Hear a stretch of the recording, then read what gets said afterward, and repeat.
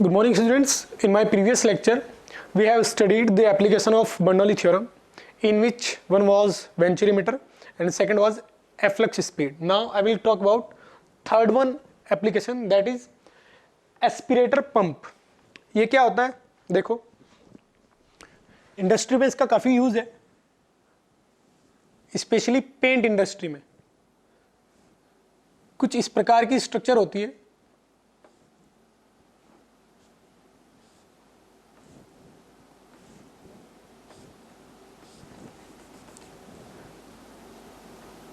यदि मैं किसी लिक्विड को वॉल पर स्प्रिंकल करना चाहता हूं, छिड़कना चाहता हूं, समझे ना, किसी लिक्विड को, तो इसके लिए क्या यंत्र यूज किया जाता है वो मैं आपको बताने जा रहा हूं। किसी भी फ्लूइड में मिला के किसी लिक्विड को यदि मैं किसी सरफेस पर छिड़कना चाहता हूं, स्प्रिंकल करना चाहता हूं, बहुत ही छोटी छोटी ड्रॉपलेट्स में, तो उसके लिए जो इंस्ट्रूमेंट यूज किया जाता है वो ये है, एस्पिरेटर पंप। इसमें क्या करता है, वो इस टाइप का अरेंजमेंट होता है, क्लियर। यहां लिक्विड को फिल कर लिया जाता है, जैसे पेंट है मान लेते हैं, कोई केमिकल में पेंट के साथ मिला के छिड़कना चाहता हूं किसी सरफेस पे, ये केमिकल है और यहां वो पेंट है।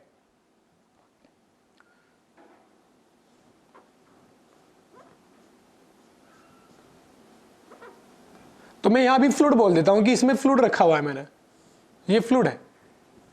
तो इसमें पहले एयर मान लेता हूं मैं, समझे ना, वाटर भी लिया जा सकता है, कोई भी फ्लूइड लिया जा सकता है, मैं एयर मान लेता हूं, एयर है। वो क्या करता है, इसमें फिल करेगा एयर को एटमॉस्फेरिक प्रेशर पे, फिर इसको आगे की ओर चलाना स्टार्ट कर देगा। यहां स्पीड कम रहेगी, लेकिन जैसे ही क्रॉस सेक्शन एरिया छोटा होगा तो यहां स्पीड छोटी हो जाए, एरिया छोटा हो जाएगा, जिससे कि स्पीड बढ़ जाएगी, क्लियर। अब यहां स्पीड बहुत ज्यादा होने से यहां प्रेशर बहुत ज्यादा कम हो जाएगा। ये मैंने आपको बताया था कि यदि स्पीड ज्यादा होती है तो प्रेशर कम होता है। तो इस पॉइंट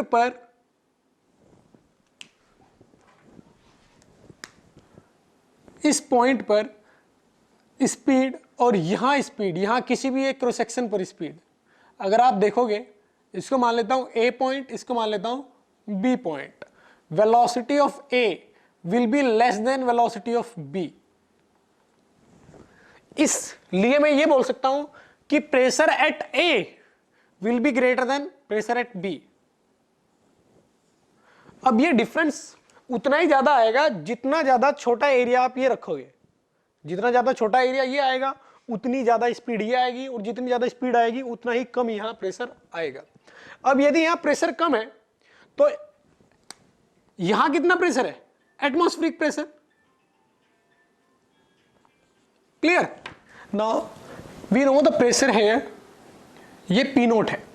तो अगर इस लेवल की मैं बात करता हूं, यहां प्रेशर कितना आएगा, यहां प्रेशर इस पूरी ट्यूब में वही आएगा जो प्रेशर यहां होगा, और यहां प्रेशर पी नोट से तो कम है, यानी इस एरिया से तो कम है यहां प्रेशर, तो इसका मतलब इस लेवल पे प्रेशर कम हो जाएगा, इस पॉइंट पे, यहां इस ट्यूब में प्रेशर कम हो जाएगा। अब हम जानते हैं स्टेशनरी लिक्विड में एक पॉइंट पर प्रेशर सेम होना चाहिए, यानी यहां और यहां प्रेशर सेम होना चाहिए। यहां प्रेशर पी नोट है और यहां प्रेशर कम है इस अरेंजमेंट की वजह से, तो यहां लिक्विड राइज करना स्टार्ट कर देगा, समझे। और यहां लिक्विड इतना राइज करेगा कि इस पॉइंट पर और इस पॉइंट पर प्रेशर सेम हो जाए, क्लियर। हो सकता है कि आपके इस अरेंजमेंट की वजह से यहां प्रेशर में डिक्रीमेंट इतना ज्यादा कम हो चुका हो कि ये हाइट कंप्लीट ऊपर तक जाने पर भी वो डिक्रीमेंट कंपनसेट ना हो पाए, तो यहां तक ये हाइट लिक्विड में जाने लगेगी, लिक्विड की हाइट यहां तक आने लगेगी। जैसे ही लिक्विड और ऊपर जाना स्टार्ट होगा तो वो लिक्विड इस वाले फ्लूइड के साथ मिंगल हो जाएगा और यहां से स्प्रिंकल बहुत तेजी से करते हुए बाहर निकलेगा। और जिस सरफेस पर आप ये मिक्सचर, किसका, इस फ्लूइड का और इस केमिकल का मिक्सचर लगाना चाहते हैं, स्प्रिंकल करना चाहते हैं जिस सरफेस पर, वो बड़े आसानी से कर सकते हो यूनिफॉर्मली, समझे ना, बहुत छोटे छोटे ड्रॉपलेट में ये केमिकल इस फ्लूइड के साथ मिलकर यूनिफॉर्मली उस सरफेस पर जाता है। तो ये बड़े अच्छे से यूज किया जाता है इंडस्ट्री में। मैं दोबारा फिर आपको बताता हूँ। यहाँ प्रेशर मैंने पहले P0 पे गैस भरी, फ्लूइड भरा, एयर भरी। अब उसको मैं बहुत तेजी से आगे की ओर पिस्टन की हेल्प से प्रेस करने लगता हूं, जिसकी वजह से यहाँ स्पीड बहुत ज्यादा हो जाएगी क्योंकि ये क्रॉस सेक्शन बहुत ज्यादा छोटा है। अब यहाँ स्पीड बहुत ज्यादा होने की वजह से यहाँ प्रेशर डिक्रीमेंट हो जाएगा, प्रेशर में बहुत ज्यादा डिक्रीमेंट हो जाएगा। प्रेशर में डिक्रीमेंट इस लेवल पे होगा, लेकिन ये लेवल ओपन है, समझे ना, यहाँ तक कुछ नहीं है इसके अंदर। तो इस पूरे के पूरे में यहां से लेके यहां तक प्रेशर क्या हो जाएगा, डिक्रीज हो जाएगा। जो प्रेशर यहां होगा वही प्रेशर यहां फील होगा। अब मैं जानता हूं कि एक स्टेशनरी लिक्विड पर जो प्रेशर यहां होता है वही यहां होना चाहिए, लेकिन यहां प्रेशर कितना है, P0, और यहां P0 से कम, समझे। तो यहां लिक्विड राइज करना स्टार्ट कर देगा और तब तक राइज करता रहेगा जब तक ये दोनों पॉइंट किस में ना आ जाए, सेम प्रेशर पे ना आ जाए, समझे। तब तक ये ऊपर राइज करता जाएगा। अब ये डिपेंड करता है कि आपने ये ट्यूब, ये जो हाइट है, ये कितनी लंबी ट्यूब ली है। अगर ये ट्यूब बहुत ज्यादा लेंथ रखती है तो हो सकता है कि ये लेंथ यहां तक जाने से पहले ही इतनी हो जाए कि यहां प्रेशर और यहां प्रेशर बराबर हो जाए। हो सकता है कि आपने ये लेंथ छोटी ली हो, समझे ना, कि ये जो हाइट है इस लिक्विड की, ये हाइट इतना इनफ ना हो कि यहां प्रेशर और यहां प्रेशर बराबर हो जाए। तो अब वो लिक्विड यहां से कंटिन्यूअसली इस फ्लूइड के साथ बाहर निकलना स्टार्ट हो जाएगा। ये होता है एस्पिरेटर पंप। अब इसके बाद जो सेकंड एप्लीकेशन है, ये शायद थर्ड एप्लीकेशन थी। पहला इफ्लेक्स, दूसरा वेंचुरीमीटर। अब मैं बात करता हूं थर्ड एप्लीकेशन की। वो क्या है, स्पिनिंग या स्विंग बोलना चाहिए मेरे को, swing of ball in cricket.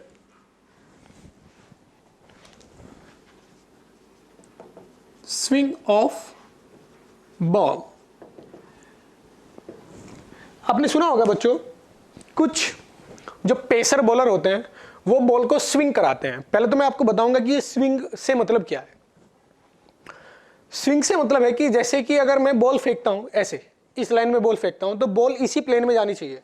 जैसे हम कहते हैं प्रोजेक्टाइल मोशन में कि बॉल को अगर मैं फेंकता हूं तो वो 2D मोशन होता है, वाई एक्स वाई एक प्लेन में मोशन करता है। 2D मोशन मतलब एक प्लेन में वो बॉल मोशन करती है, समझे ना, प्रोजेक्टाइल मोशन में। तो इसी प्रकार से यदि मैं बॉल को फेंकता हूं तो बॉल एक ही प्लेन में जानी चाहिए ना। लेकिन सिर्फ कुछ बॉलर ऐसे होते हैं, पेसर जो तेज बॉल फेंकते हैं, वो ऐसे होते हैं कि वो अपने बॉल के प्लेन को चेंज कर सकते हैं। जैसे मैंने यहां से बॉल फेंकता हूं अगर, तो बॉल जानी चाहिए थी ऐसे सीधा इसी प्लेन में, लेकिन उनकी बॉल ऐसे जाती है, समझे, इस प्लेन से बाहर निकल के जाती है। तो इससे बैट्समैन बहुत कंफ्यूज होता है। उनको ऐसा लगता है कि बॉल तो सीधी आनी चाहिए थी, लेकिन वो विदाउट किसी भी हिंड्रेंस की वजह से, मतलब कोई भी हिंड्रेंस नहीं है, अपने आप एक प्लेन से दूसरे प्लेन में चली जाती है, यानी बॉल अपनी लाइन से हट जाती है, समझे ना। बैट्समैन बैट घुमाता है लेकिन बॉल उस लाइन से हट जाती है और उसको बीट कर देती है। क्लियर। तो ये जो मैंने बोला, ये जो इवेंट मैंने बोला, इसको बोला जाता है स्विंग ऑफ बॉल। ये किस प्रकार से होता है, आपने जो लेदर की बॉल कभी देखी होगी, उसमें क्या करते हैं, मैच में भी लोग जो क्रिकेटर्स होते हैं वो एक साइड से बॉल को ऐसे रगड़ते रहते हैं, समझे ना, यहाँ रुमाल बांध के ऐसे करते रहते हैं, उसको शाइन करते रहते हैं। क्लियर, एक साइड से। इससे क्या होता है कि जब ओवर ज्यादा हो जाते हैं, 20-25 ओवर हो जाते हैं, तो बॉल एक साइड से बहुत ज्यादा रफ हो जाती है और उनके ऐसे इस इवेंट को करने की वजह से एक साइड से बहुत ही ज्यादा शाइन यानी स्मूथ हो जाती है। अब इसका क्या फर्क पड़ता है वो देखते हैं। देखो, मान लेते हैं कि ये एक लेदर की बॉल है, क्लियर, और इस बॉल को मेरी ओर फेंका गया है, इस बोर्ड से मेरी ओर, समझे ना, बोर्ड के प्लेन के परपेंडिकुलर मेरी ओर ये आ रही है, बाहर की ओर इसकी वेलोसिटी है, और ये इसकी सीम है, जो इसकी सीम होती है ना एक बीच में जहां सिलाई की जाती है, ये उसकी बॉल की सीम है।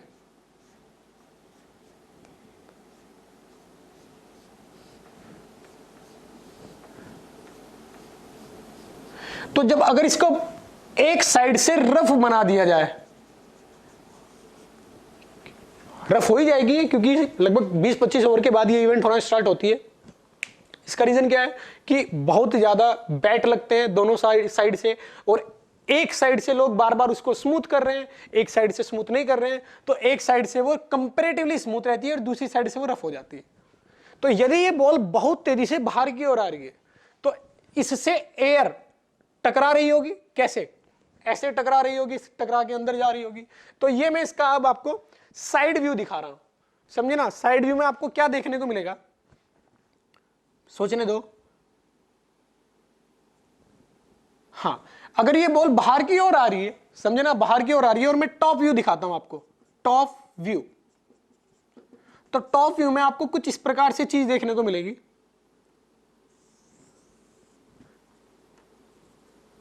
ये सीम, एयर इस प्रकार से इसके पास आ रही होगी। एक्चुअली रिलेटिव मोशन है, अगर आप बॉल को देख रहे हो रोककर तो इसका मतलब एयर इसके पास आ रही है। यहां क्या है, रफ, तो और ये क्या है, स्मूथ।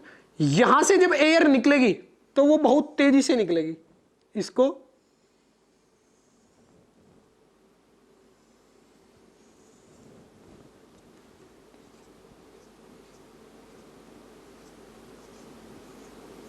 ऐसे, और यहां से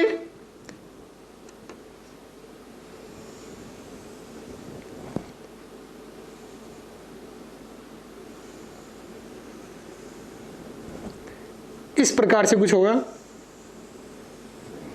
अगर इन दोनों की आप कंपैरिजन करते हो तो यहां स्पीड और यहां स्पीड, स्पीड 1 स्पीड 2, तो स्पीड 2 छोटी रहेगी स्पीड 1 से, समझे। जैसे बॉल में ऐसे फेंकता हूं तो इधर से और इधर से, इन दोनों साइड से बॉल आ रही है, आधा आधा, देखो आधा आधा सेगमेंट। बॉल ये है, सीम से पकड़ के फेंका, आधी बॉल इधर और आधी बॉल इधर, ये रफ ये स्मूथ, बॉल आगे जा रही है तो एयर इस प्रकार से आएगी, ऐसे, समझे ना। ये बीच में बॉल है, उधर से एयर आएगी, ऐसे जाएगी। तो वही मैं आपको इस अरेंजमेंट का टॉप व्यू दिखा रहा हूं, तो आपको ये देखने को मिलेगा, समझे। तो इस साइड में वेलोसिटी बहुत ज्यादा होगी क्योंकि यहां स्मूथ बना रखा है मैंने, बहुत आसानी से एयर निकलेगी, और यहां रफ है, बहुत आसानी से एयर नहीं निकलेगी, तो यहां जो होगा यहां वेलोसिटी कम होगी। अब मैं जानता हूं कि वेलोसिटी फ्लूइड की जहां ज्यादा होती है वहां प्रेशर कम होता है, तो इसका मतलब यहां प्रेशर P1 और यहां प्रेशर P2, कौन बड़ा आएगा, बड़ा आएगा, ये छोटी है तो P2 बड़ा आएगा और P1 छोटा आएगा, P2 बड़ा आएगा, P1 छोटा आएगा। तो इस वजह से क्या होगा कि बॉल अपना प्लेन छोड़ना स्टार्ट कर देगी।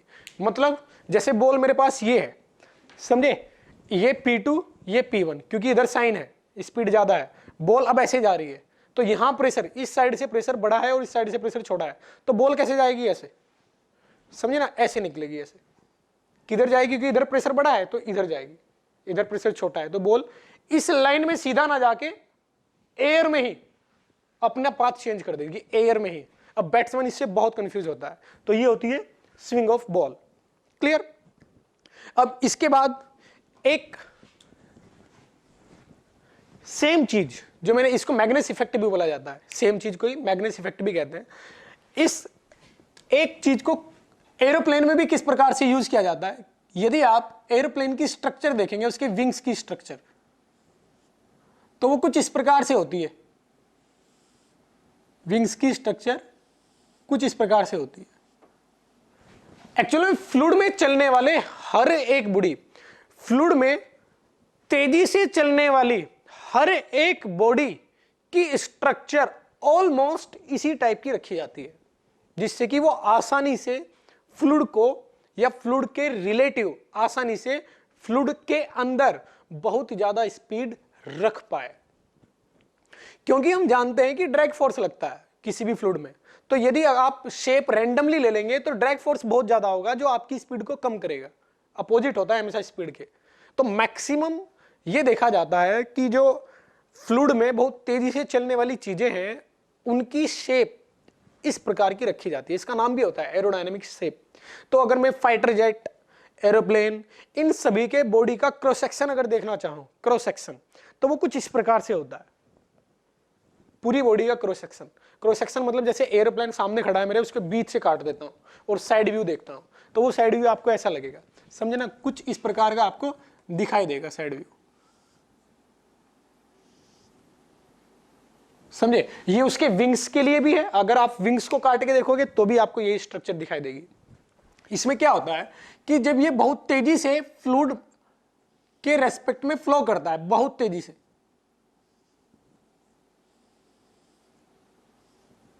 जब इसकी स्पीड ज्यादा होती है फ्लूइड के रेस्पेक्ट में, यानी फ्लूइड इसकी बॉडी से होते हुए इस प्रकार से गुजरता है जैसे मैंने यहां पिक्चर में आपको दिखाने की कोशिश की है, तो क्या होता है कि ये शेप ज्यादा लंबी लेंथ रखती है इसके रेस्पेक्ट में, नीचे वाले के रेस्पेक्ट में। देखो ना, ये ऐसे है और ये यहां से लेके यहां तक है, तो आप अगर इसको बहुत ज्यादा स्पीड से फ्लूइड में मूव कराते हैं तो ऊपर वाली पॉइंट पर यदि यहां जो स्पीड रहेगी मान लेते हैं v1 और यहां जो स्पीड रहेगी मान लेता हूं v2, आपको क्या लगता है v1 बड़ा होगा v2 बड़ा होगा? v1 बड़ा होगा। v1 बड़ा क्यों होगा? क्योंकि वहां लेंथ ज्यादा है इस शेप की वजह से, तो एयर को यहां से लेके यहां तक जाने में लेंथ ज्यादा चलनी पड़ेगी, वो बहुत तेजी से आएगी, आगे से पीछे यहां से पीछे बहुत तेजी से आएगी, क्लियर, समझे, इस शेप की वजह से।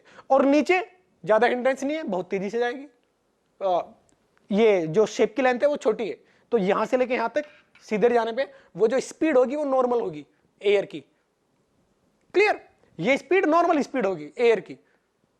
अब आप कहोगे एयर की स्पीड थोड़ी ना है, मैं रिलेटिव स्पीड बोल रहा हूं, किसके रेस्पेक्ट में? इस विंग के रेस्पेक्ट में, क्योंकि आप विंग को देख रहे हो, तो अगर विंग को बहुत तेजी से चलाओगे और विंग के रेस्पेक्ट में देखोगे तो एयर आपकी ओर नजर आती हुई होगी, आपको नजर आएगी कि एयर आपकी ओर बहुत तेजी से आ रही है। जैसे एयरप्लेन में अगर बैठ जाता हूं तो एयर मुझे लगेगा मेरी ओर आ रही है, तो मैं वही चीज सोच रहा हूं।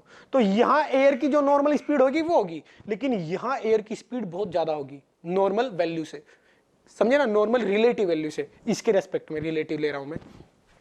तो यहां स्पीड ज्यादा, जिस वजह से यहां ऊपर P1 और यहां नीचे P2, P1 क्या आएगा ऊपर से नीचे प्रेशर P1, ये स्पीड पीछे की ओर है, ये वाली स्पीड है ये V1, और ये स्पीड ये वाली स्पीड है ऐसे V2।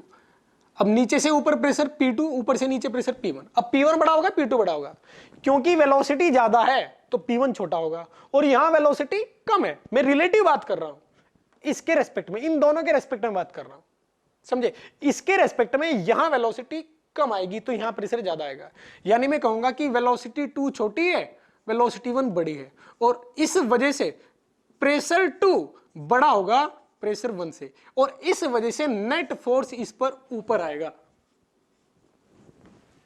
और जिस वजह से एरोप्लेन हवा में ग्लाइड करने लगता है, हवा में उठ जाता है और वो फ्लाई करता रहता है। यही प्रिंसिपल होता है फाइटर जेट, समझे, एरोप्लेन का फ्लाई करने का, ग्लाइड करने का यही रीजन होता है। इसमें मैं फिर दोबारा आपको बताऊंगा कि ऊपर वाली स्पीड ज्यादा होती है इस शेप की वजह से, नीचे वाली स्पीड रिलेटिव नॉर्मल जो स्पीड होती है वो होती है, इससे ज्यादा स्पीड हो जाती है इस शेप की वजह से, जिससे कि ऊपर प्रेशर कम हो जाएगा, जिससे कि ये ऊपर उठ जाएगी। इस शेप को बोलते हैं हम एरोडायनेमिक्स शेप, और ये बर्नौली थ्योरम से ही मैं बोल पाया हूं, क्योंकि यहां स्पीड ज्यादा है तो यहां प्रेशर कम होगा, ये मैंने बर्नौली थ्योरम में ही प्रूव किया था। कहां प्रूव किया था मैंने? ये वेंचुरीमीटर जब आपको बताया था, समझे। तो ये फंडा होता है एरोप्लेन के ऊपर उठने का।